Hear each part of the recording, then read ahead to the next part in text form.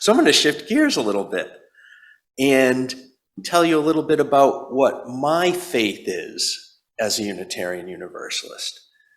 And into my journey in Unitarian Universalism, the thing that resonates with me most, that has been the most powerful through learning about Unitarian Universalism, getting involved in a congregation, becoming a minister, all the way through to today, is the theology and thinking of James Luther Adams, who was probably our best, greatest, most well-known, in very many ways, theologian of the 20th century. And his theology was formed deeply by doing doctoral studies in Germany in the 1930s. Yeah. That he watched the Nazis take power, and he saw the church's ineffectiveness, the inability of the church to raise a voice of opposition that was effective. People did, but it wasn't effective. And it transformed his theological project. And one of the things he came up with, which I hold dear, is the importance of what he called free associations, things like our congregation, where people agree to voluntarily be in a relationship with each other for a certain purpose or mission. And I think we've heard a little bit about covenant today and dignity and worth today. And at the heart of being a free association, you need those two things. Another thing from James Luther Adams that is real central to my personal spirituality are the 5 stones of liberalism. He calls them the 5 stones of liberalism. He called them the guiding principles for a free faith. And they are simple but powerful. And the first idea is that revelation is not sealed. There is always more to learn.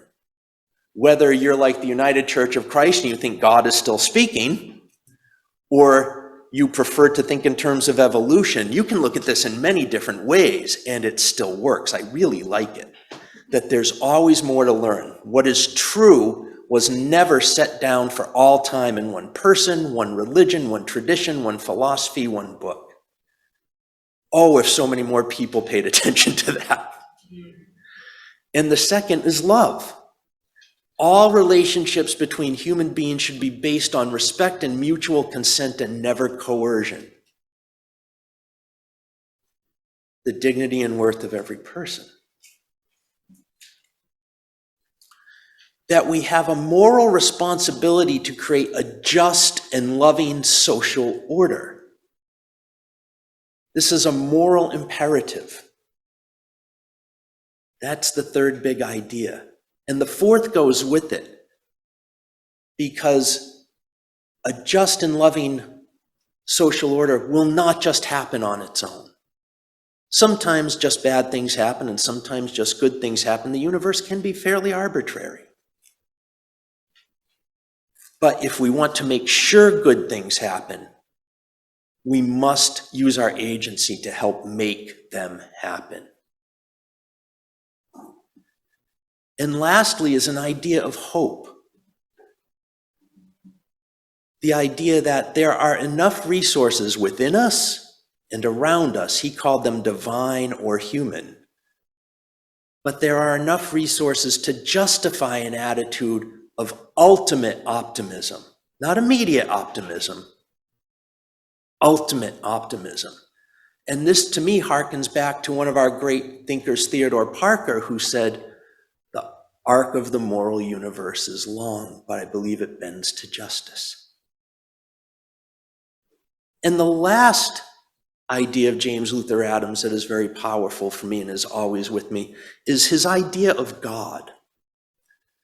Having come from an evangelical background himself, he wanted nothing to do with any idea of God that couldn't hold water with what we knew in the modern world. Now that's an intellectual endeavor. And people who wrestle with this write some fantastic and thrilling stuff. And he's one of the first, I think, to go down this road that we use on a regular basis in Unitarian Universalism. And his statement was, that source of a sustaining, transforming, and liberating power at the heart of the universe, of all that is. It's a sustaining, creative, transformative force. And I like that because once again, you can think, well, if you're going to have any idea of God, it should match that. And yet you don't need an idea of God to match that. You can not have God at all and still have that work as an idea of ultimacy. There is a force in the universe that works like that. You put the seed in, the leaves go up and the roots go down, and we know what's happening, we don't know how still.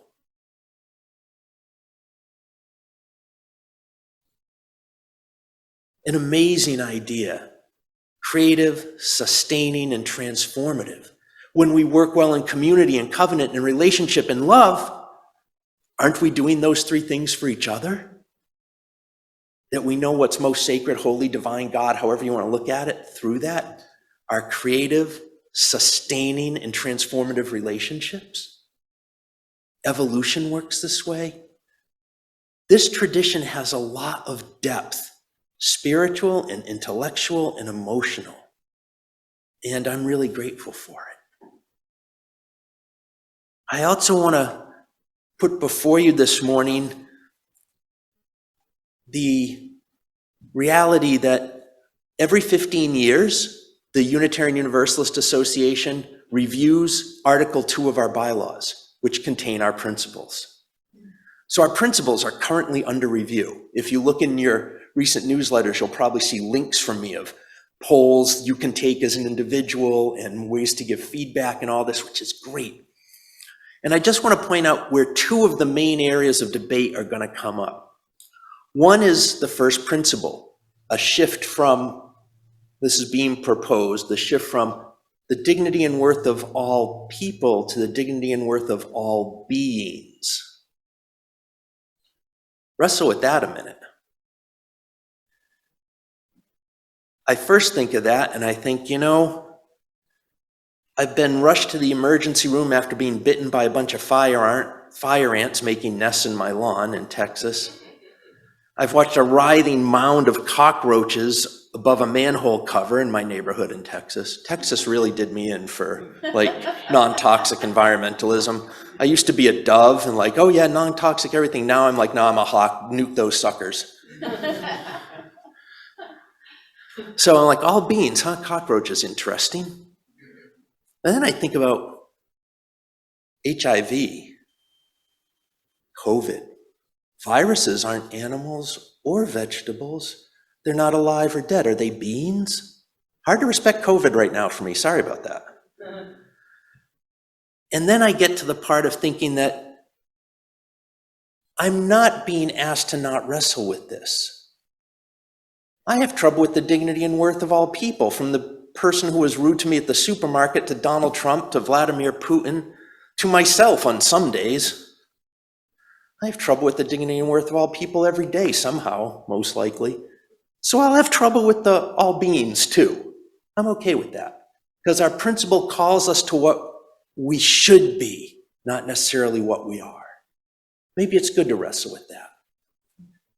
And the other one where a lot of the debate is going to come is adding an eighth principle about anti-racism. And you would think that the dignity and worth of all people or beings might cover that. But I think part of what this is going to get at, and I love some of the language they're using with this, journeying towards spiritual wholeness by working to build a diverse, multicultural, beloved community by our actions that accountably dismantle racism and other oppressions in ourselves and our institutions. Oh, that's fascinating. Given the moment in history we live in, I think, making a special point to that might be a good idea. I'm sure there are people who will argue against it because the first principle covers it, but I think that's a really interesting one. And if it's adopted, we've heard about love this morning. If adopted, it will be the only one of our principles that includes love in beloved community. which I didn't notice till I read in something about it last week. I'm like, oh yeah, that's interesting. So wrestle with those, talk about them. There's a special small group ministry set of materials for doing this. It's free online. There's a bunch of reflection questions. It's really worth, I think, delving in there. If we are Unitarian Universalists, what is it that are our bedrock values that we put our trust in? And that's what this month has been about. Thanks for watching Why I Am a Unitarian Universalist. It would help me out a great deal if you'd give this video a big thumbs up, like it, subscribe to the channel, share it with others, and leave me a comment. I'd love to hear what you think about this sermon.